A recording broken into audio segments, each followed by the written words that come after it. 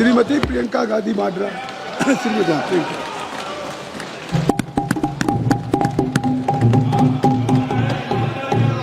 धन्यवाद अध्यक्ष महोदय जी, आपने मुझे इस विषय पर बोलने का मौका दिया। कुछ दिनों पहले हम राम मनोहर लोहिया अस्पताल गए थे। पुलिस लाठीचार्ज में घायल दिल्ली की उस छात्र की स्थिति जानने के लिए जो आईसीयू में अपनी जिंदगी की सबसे बड़ी लड़ाई लड़ रही है। हमसे कुछ ही समय पहले आदरणीय स्वास्थ्य मंत्री जी श्री जेपी नड्डा वहां गए थे और उनसे कुछ समय पहले अन्य नेता भी गए। जब तक हम वहां पहुंचे, उस लड़की की मां नेताओं के आने जाने से गुस्से में थी। सुन लीजिए, सुनिए, किसी की पीड़ा का मजाक नहीं उड़ाते। कोई भी हो, किसी की पीड़ा का मजाक नहीं उड़ाते। आप संसद में बैठे हैं, निशिकांत जी आप बना रहे हो। जब तक हम वहां पहुंचे, उस लड़की की मां नेताओं के आने जाने से गुस्से में थी। किस लिए आए हो? उसने आईसीयू के दरवाजे के बाहर खड़े होकर हमें पूछा। हमारे सामने कांपते हुए हाथ जोड़े कहने लगी कि धन्यवाद आप आए हैं, ठीक है, मगर मुझे किसी से नहीं मिलना, मुझे किसी से बात नहीं करनी। महोदय, उस मां की पीड़ा से उसका पूरा शरीर कांप रहा था, लेकिन उसने दृढ़ आवाज में कहा, सुबह से बड़े बड़े लोग यहां आ रहे हैं, एक के बाद एक वीडियो बना रहे हैं। वह भी आए जिन्होंने मेरी बेटी का ये हाल किया है। किस लिए? उसने हमसे पूछा। किस लिए? मेरी बेटी की बलि तो चढ़ गई है, लेकिन उसे कुछ भी हो जाए तो मैं उसके लिए अपने आप लड़ूंगी। मुझे किसी की मदद नहीं चाहिए, मैं अकेले लड़ लूंगी। महोदय, शायद मुझे यहां खड़े होकर सबके सामने ये बात नहीं कहनी चाहिए, मगर उस मां की गुहार ने मुझे शर्मिंदा किया। उसके दिल के टूटने की वो आवाज जो अस्पताल की दीवारों से में गूंज रही थी, मेरे मन में अभी भी गूंज रही है। इसलिए उस मां की इजाजत लिए बिना मैं आपके द्वारा आदरणीय प्रधानमंत्री महोदय जी और आदरणीय गृह मंत्री महोदय जी से पूछना चाहती हूं कि क्या जरूरत थी एक मासूम बच्ची पर इस तरह दमन करने की? क्या जरूरत थी उन छात्रों पर आंसू गैस चलवाने की, उन पर लाठियां बरसाने की, उन पर वाटर कैनन्स चलवाने की? क्या जरूरत थी उन नौजवान लड़कियों को जलील करते हुए उनके कपड़े फाड़ने की, उनको बेरहमी से गंदी तरह पिटवाने की? देश के युवाओं पर पैलेट गन्स और AK-47 चलवाने की क्या आवश्यकता थी? क्या वे आतंकवादी थे? क्या आतंकवादी हैं? टेररिस्ट हैं? हाँ, कांग्रेस बोल रही है। हाँ, कांग्रेस बोल रही है। जवाब दीजिए, जवाब दीजिए। कांग्रेस बोल रही है, जवाब मांग रही है, जवाब दीजिए।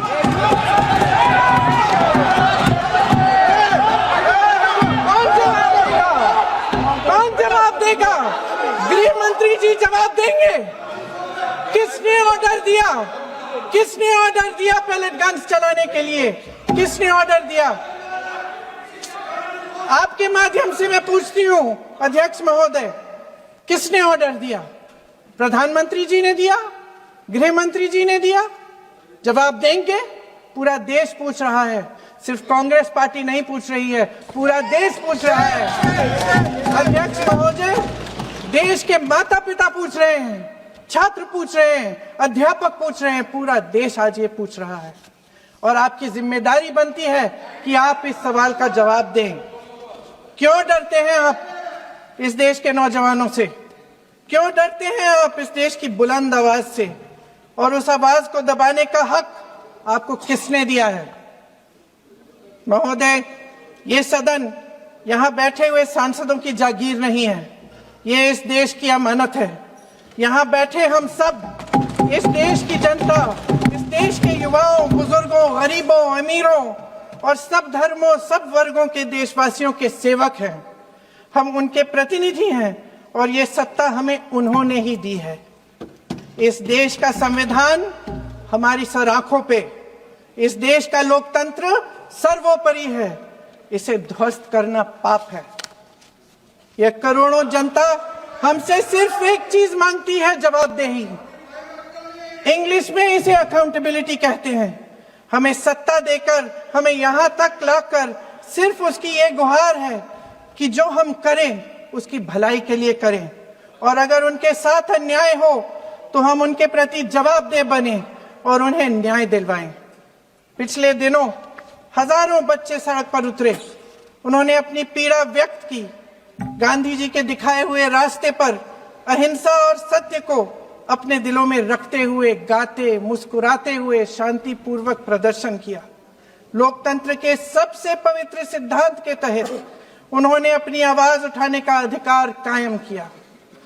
ये उस भारत के बच्चे हैं जो गांव में रहते हैं, जो महानगरों में रहते हैं, जो छोटे कस्बों में, छोटे शहरों में रहते हैं, जहां माँ अपने गहने बेच देती है, पिता अपनी जमीन गिरवी रख देता है, एक परिवार अपनी पूरी जिंदगी की कमाई बच्चे के सपने पर खर्च देता है। और अब उन्हीं बच्चों को लगने लगा है कि आज इस देश में मेहनत से ज्यादा बेईमानी मायने रखती है, मेरिट से ज्यादा पैसा मायने रखता है। तब सिर्फ एक छात्र नहीं हारता, उम्मीद हारती है। इन परेशान बच्चों ने अपनी उम्मीदें आपसे साझा की। उनकी मांगे क्या थी? कि पेपर लीक करके उनके साथ जो बार बार अन्याय किया जा रहा है उस पर कार्रवाई की जाए, कि जो सिस्टम उनके भविष्य को कुचल रहा है उसे सुधारा जाए, कि जो माफिया उन्हें घेरे हुए है उसे हटाया जाए, कि जिस मंत्री के कार्यकाल में यह सब हुआ वह इस्तीफा दे, कि उन पर बर्बरता करने वालों पर कार्रवाई की जाए और उसके लिए माफी मांगी जाए। बस यही उनकी मांग थी ना, कि जो शिक्षा और स्वतंत्र अभिव्यक्ति का अधिकार उन्हें संविधान ने दिया है उसे कायम रखा जाए। महोदय, हमारे एजुकेशन सिस्टम में कुछ समय से बहुत खामियां भर चुकी हैं। बच्चों पे जो प्रेशर डाला जाता है उसकी वजह से सैकड़ों बच्चों ने आत्महत्या कर डाली है। उससे भी ज्यादा बच्चे डिप्रेशन में डूब रहे हैं। परिवारों पर बच्चों को पढ़ाने लिखाने के लिए घूस, capitation fees, tuition fees, coaching fees आदि के घिनौने दबाव हैं। लोन लेने पड़ते हैं, सामान बेचना पड़ता है और उसके बावजूद कोई गारंटी नहीं कि उनके बच्चों के भविष्य मजबूत बन पाएंगे, क्योंकि बेरोजगारी चरम पे है। इस सरकार ने रोजगार पैदा करने वाले सभी सेक्टर्स को लगातार कमजोर किया। एग्जामिनेशन सिस्टम खुद फेल हो गया है। पिछले दशक में 152 पेपर लीक हुए, 750 करोड़ छात्र प्रभावित हुए, मगर एक भी दोषी, एक भी माफिया को सजा नहीं।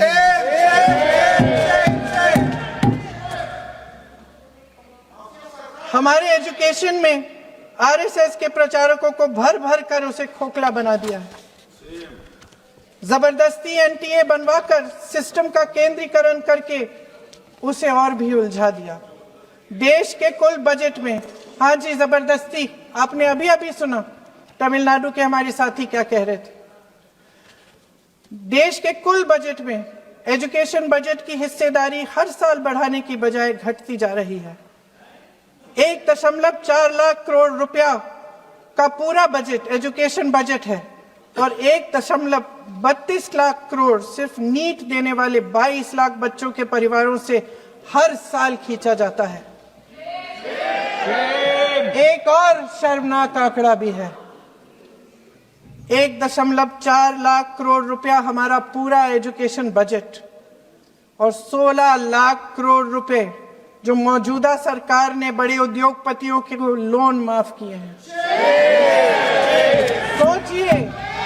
सोचिए कि इस सरकार की प्राथमिकताएं क्या है। सच ये है अध्यक्ष महोदय कि जिस तरह अस्पताल में उस छात्रा की मां का विश्वास पूरे सिस्टम से हट गया है, उसी तरह देश के युवाओं का भरोसा इस पूरे सिस्टम से टूट चुका है। और जब इस तरह देश के भविष्य हमारे युवा निराश होकर सरकार और सिस्टम से अपना भरोसा हटा देते हैं, तो उस भरोसे को फिर से बनाने के लिए सिस्टम के अंदर से जवाब नहीं ढूंढा जा सकता, उसके दायरे से बाहर निकलना पड़ता है, नए सिरे से ठोस प्रयास करने पड़ते हैं। अफसोस की बात यह है अध्यक्ष महोदय कि इतना हो जाने के बाद भी आदरणीय प्रधानमंत्री महोदय जी और उनके साथी इस सच्चाई को समझ नहीं पा रहे हैं। वे अभी भी ये सोच रहे हैं कि पीआर, नैरेटिव चेंज और पालतू मीडिया के सहारे एक बार फिर उनकी नैया पार हो जाएगी। परसों शिक्षा मंत्री जी ने शर्मनाक परिस्थितियों में अपना इस्तीफा दिया और कल यहीं मकर द्वार पर मेरे सत्ता पक्ष के सांसदों ने जिंदाबाद के नारे चिल्लाते हुए उनका संसद में ऐसे स्वागत किया जैसे मानो कोई सुपरस्टार पहुंच गए हैं। विडंबना देखिए महोदय, जब भूतपूर्व शिक्षा मंत्री को मुकुट पहनाया जा रहा था, स्वागत हो रहा था उनका, तब महाराष्ट्र में एक परिवार पेपर लीक पीड़ित अपनी बेटी की आत्महत्या का शोक मना रहा था।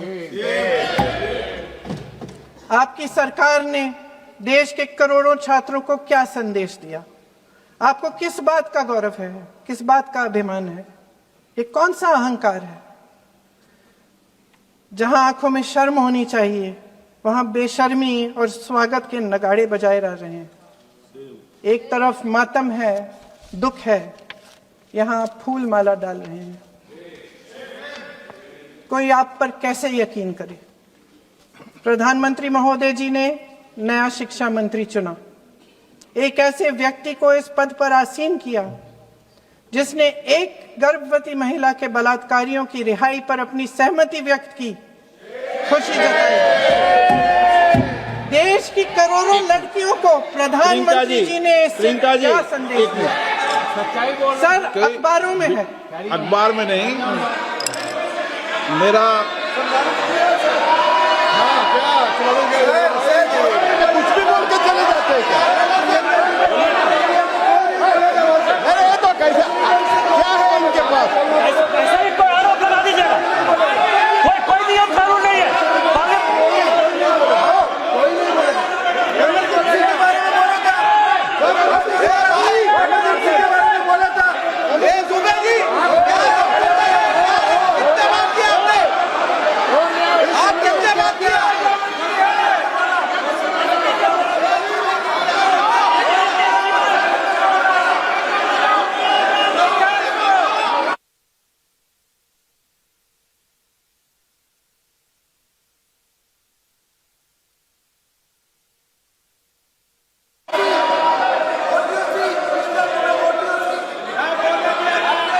अध्यक्ष महोदय जी, जो श्रीमती प्रियंका वाड्रा गांधी जी बोल रही थी, तो बीच में उनके वहाँ से भी टोका टोकी पहले भी हुए, हमारे यहाँ से भी हुए थे। अभी हम लोग तो शांति से सुन रहे हैं, लेकिन जो अभी अभी हमारे वर्तमान नए शिक्षा मंत्री को जो उन्होंने टिप्पणी की, कैरेक्टर असैसिनेशन है एक तरीके से संसद में, और इस तरीके के भाषा हम उम्मीद नहीं करते हैं। मैं इसमें प्रहलाद जोशी जी ने भी खुद कहा है, एक तो उन्होंने प्रियंका जी ने जो गलत बात कही है रिकॉर्ड पे, उसको रिकॉर्ड से हटा दिया जाए। दूसरा इस तरह का भाषा का इस्तेमाल ना करें। आपने डिबेट से पहले आपने अपील किया कि संसद में डिबेट का स्तर को नहीं गिराने चाहिए। उनके पार्टी के वो सीनियर लीडर है, वो पहली बार चुन के आए हैं, मगर उनके पार्टी में सीनियर है। जिम्मेदारी के साथ बोलना चाहिए। अगर पूरा ऑथेंटिकेट नहीं कर सकते हैं तो मैं ये मानता हूं कि उनको क्षमा मांगना चाहिए सदन से।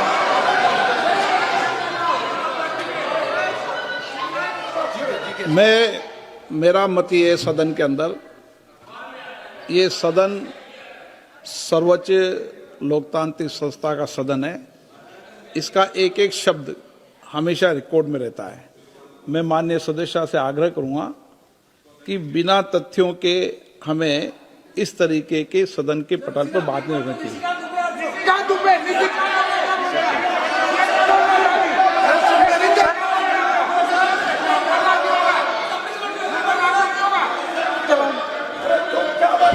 ये तो डिलीट कर दिया, लेकिन आगे भी वो भी डिलीट करो सर। ये जो निशिकांत बोलता वो भी ये सीधे क्या बोल रहा था, क्या कर रहा था सर जो प्रहलाद जोशी जी ने बिल्किस बानो के बलात्कारियों की रिहाई पर जो बयान दिए, उसका प्रमाण मैं आपको दे दूंगी, मैं भेज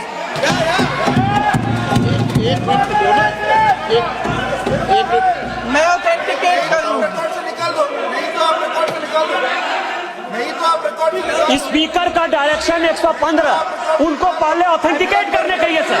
ऑथेंटिकेट करेंगे उसके बाद वो आगे बढ़ेंगे, ऐसे नहीं होगा। पहले ऑथेंटिकेट करने दो सर। उनको ऑथेंटिकेट करने के लिए कहिए, ऑथेंटिकेट करने कहिए उनको।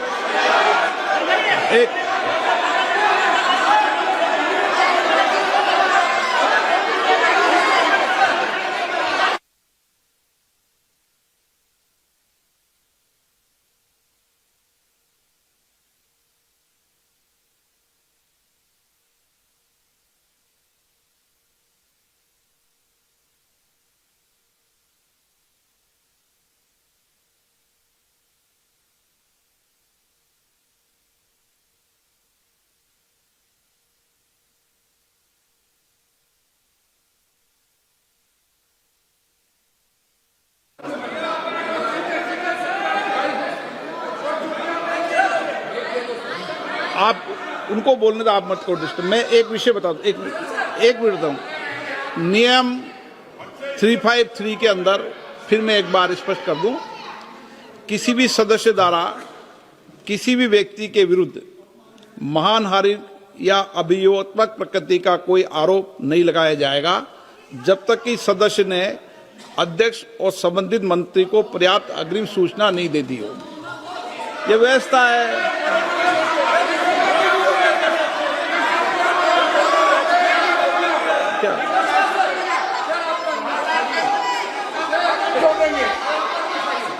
House, ma'am, the same house, Honorable Shrikant Bey told, still that is in the record about Indira Gandhi ji. Still that in the record. Still that in the record. Sir, you are not removed, sir. बोलो, आप भी बोल लो। Sir, केसी वेणुगोपाल जी ने जो नाम लिया है और मैं नेहरू जी के बारे में जो बात कहा है मैंने, सर, मैं उस पर कायम हूं और मैं किताब जो है ऑथेंटिकेट करने के लिए तैयार हूं। अय्याज थे नेहरू, अय्याज थे। मैं फिर दोबारा रिपीट कर रहा हूं, आई एम अगेन रिपीटिंग। यही फैक्ट है और वो किताब में ऑथेंटिकेट करके दे रहा हूं। I am authenticating that book.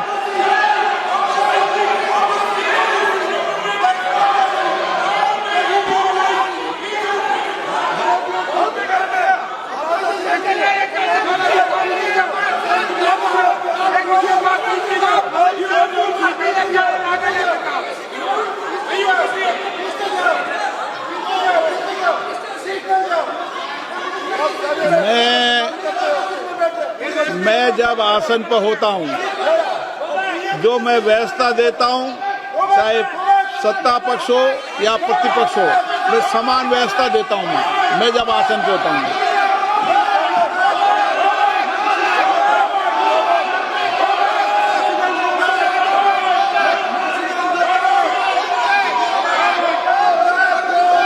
Please बोलने दो। आप उनको बोलने दें, उनको बोलने दें। नो, अरे आप उनको नहीं बोलने देना चाहते? चलिए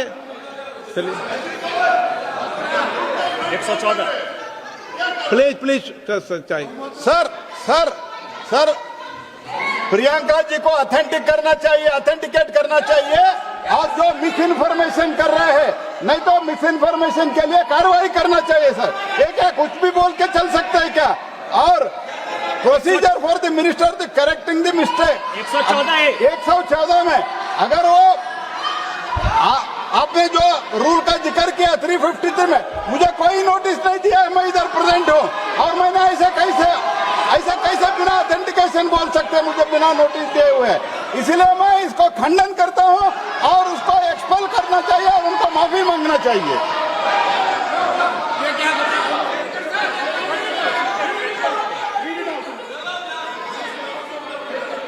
नहीं ये चैप्टर आगे नहीं बढ़ेगा सर। बिल पे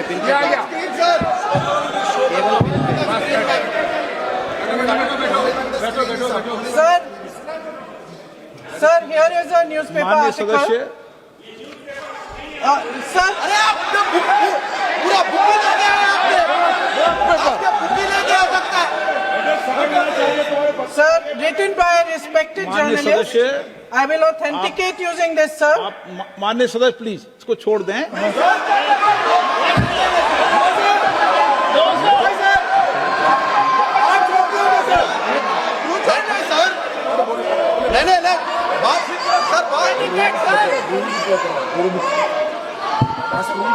सर अगर जोशी जी अपने बयान का इस खंडन कर विधेयक रहे पर ही हैं, चर्चा होगी।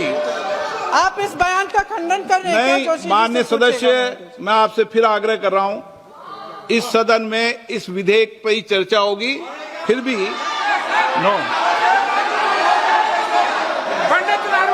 ये विधेयक का विषय नहीं है। आप नो, आप बोलो तो विधेयक पे बोलो, ये मेरी अपेक्षा आपसे। प्लीज सर, छोड़िए, ये रख दो। इस विषय को छोड़िए।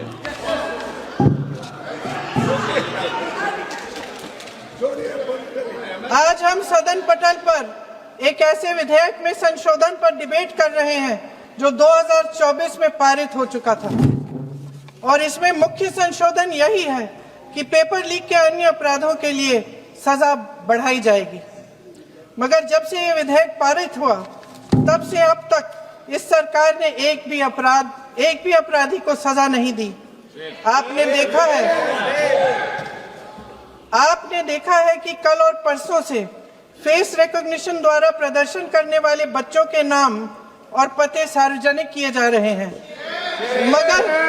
मगर यही काम पेपर लीक करने वाले अपराधियों के लिए अभी तक नहीं किया गया। ना इस विधेयक में पेपर लीक रोकने के कोई ठोस कदम है। इससे देश के युवाओं का भरोसा कैसे बनेगा? अध्यक्ष महोदय, आदरणीय प्रधानमंत्री महोदय जी को आपके माध्यम से मैं कहना चाहती हूं कि शायद उन्हें अपने सलाहकार बदलने चाहिए।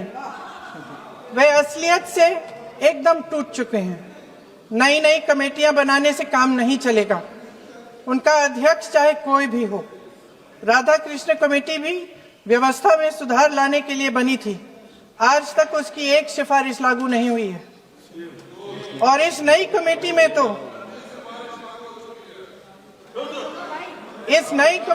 तो एक एक्स-आईबी चीफ, फिर चिल्लाएंगे, एक एक्स-आईबी चीफ, एक आईटी कंपनी के मालिक और एक गौमूत्र के विशेषज्ञ भी हैं।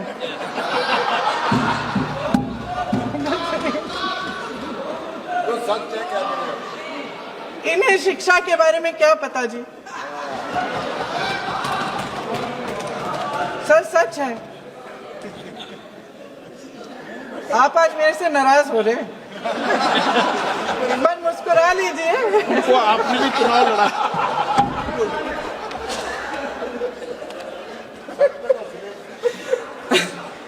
सर फास्ट ट्रैक कोर्ट्स का रिकॉर्ड पहले से ही बहुत खराब है। वैसे भी कल की सुनवाई में सीबीआई का वकील पेश ही नहीं हुआ। संसद में विपक्ष को दोषी ठहराने से, खोखले राजनीतिक खेल खेलने से काम नहीं चलेगा। आप जेन जी का भरोसा वापस जीतना चाहते हैं तो नए एंगल से अपने फोन से नए वीडियो बनाने से नहीं होगा।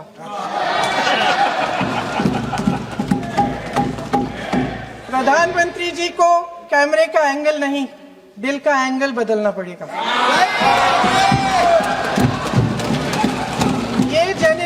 जागरूक है, समझता है, झूठ पहचानने की उसकी अपार क्षमता है। इनका दिल और दिमाग जीतने के लिए आपको सच्चाई पर उतरना पड़ेगा। आपके शासन के चलते इस नौजवान पीढ़ी के साथ घोर अन्याय हुआ है, बर्बरता हुई है। इस सच्चाई को स्वीकार करिए। अपनी जिम्मेदारी से पीछे हटने से काम नहीं चलेगा।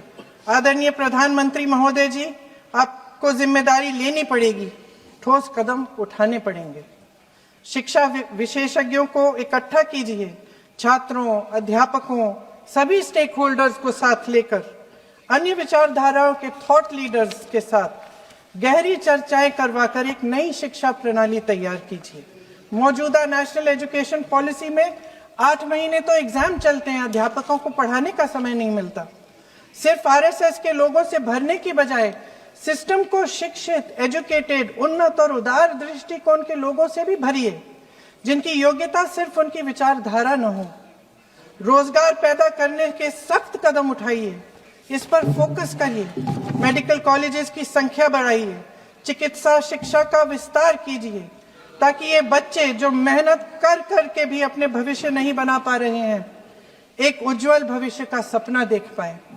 अध्यक्ष महोदय, छात्रों को सड़क से हटाया जा सकता है, लेकिन उनके सवालों को नहीं। हर लाठी जो किसी लड़की पर, किसी लड़के पर चली है, वे बच्चों की पीठ से ज्यादा सरकार की साख पर पड़ी है। देश के नौजवान न्याय मांग रहे हैं, भीख नहीं। वे यहां सरकार गिराने नहीं, अपना भरोसा बचाने के लिए आए थे। अध्यक्ष महोदय, आपके माध्यम से मैं सरकार को कहना चाहती हूं, अपनी साख बचाइए, अपनी नीयत ठीक करिए, अपनी अकड़ का इलाज कीजिए, अपने वादों पर अमल कीजिए। आपके शासन में हमने बड़ी बड़ी चोरियां देखी हैं। चुनाव में वोटों की चोरी, राम मंदिर में चंदा की चोरी, आपके उद्योगपति मित्रों द्वारा देश की संपत्ति की चोरी, किसानों की जमीन की चोरी, लेकिन सबसे बड़ी चोरी, हाँ ठीक है, सबसे बड़ी चोरी तब हुई। कहिए, बोलिए।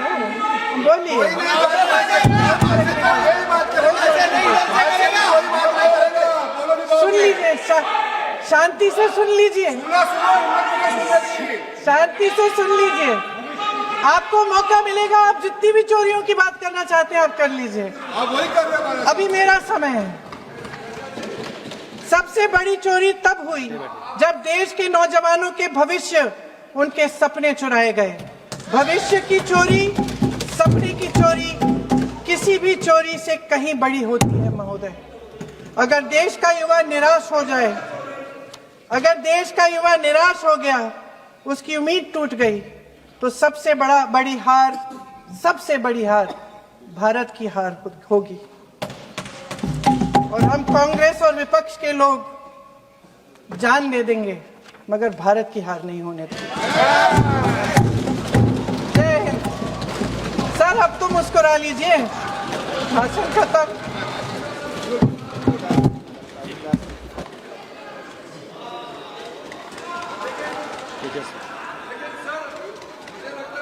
जी ने राहुल गांधी जी का स्पीच का चोरी कर लिया है, वो पूरा ड्रामा।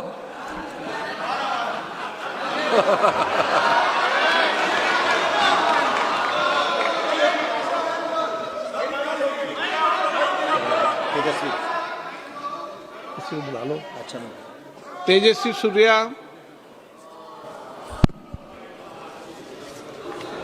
धन्यवाद स्पीकर सर।